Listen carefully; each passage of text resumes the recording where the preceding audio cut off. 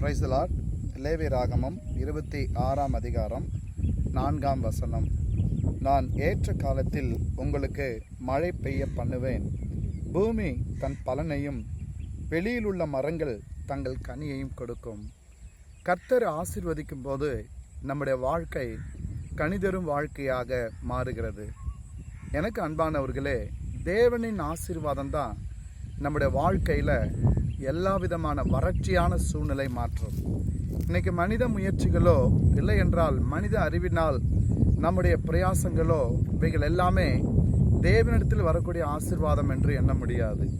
வேதம் சொல்லியிருக்கிறது, நீங்கள் என் கட்டளைகளின்படி நடந்து என் கற்பனைகளை கை கொண்டு அவைகளின்படி செய்தால் என்று லேவியராகமம் 26:3 சொல்லுகிறது. 1 கட்டளை, 2வது கற்பனை. இவைகளை நாம் கை கொள்ள வேண்டுமா? கட்டளை என்றால் தேவன் அதிகாரத்துக்கு உட்பட்டவர். அவர் வாயிலிருந்து வரக்கூடிய வார்த்தைகளை நாம் கீழ்ப்படிந்து செய்வது கட்டளையின்படி நடப்பது. கற்பனை என்பது நம்முடைய வாழ்க்கையில் தேவன் நல்லது எது, தீயது எது, நன்மை தீமை எது என்று நமக்கு அவர் எழுதி கொடுத்திருக்கிறார்.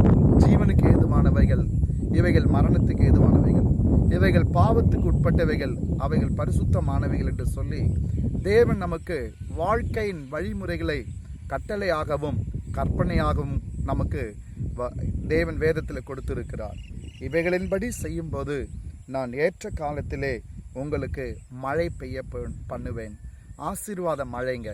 கர்த்தர் உங்கள் வாழ்க்கையில் எந்தெந்த இடத்துலலாம் ஒரு வறட்சி இருக்கிறதோ, இன்றைக்கு இந்த நேரத்தில் இந்த வார்த்தையை கேட்டுக்கொண்டு இருக்கிற நேரத்தில், ஆண்டவரே என் வாழ்க்கை வறட்சி மிகுந்த பகுதி, ஒருவேளை அது பொருளாதாரமாக இருக்கலாம், சமாதான குறைவாக இருக்கலாம், இல்லை என்றால் நம்முடைய வாழ்க்கையில் எதுவுமே செய்யக்கூடிய திராணி இல்லாமல் இருக்கலாம்.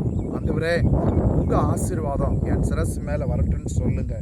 கர்த்தர் சொல்கிறார், பூமி தன் பலனையும் வெளியில் உள்ள மரங்கள் தங்கள் கனியையும் கொடுக்கும். கர்த்தர் தாங்க நம்ம வாழ்க்கையில் பூக்க செய்கிறவர், காய்க்க செய்கிறவர், கனிதர செய்கிறவர்.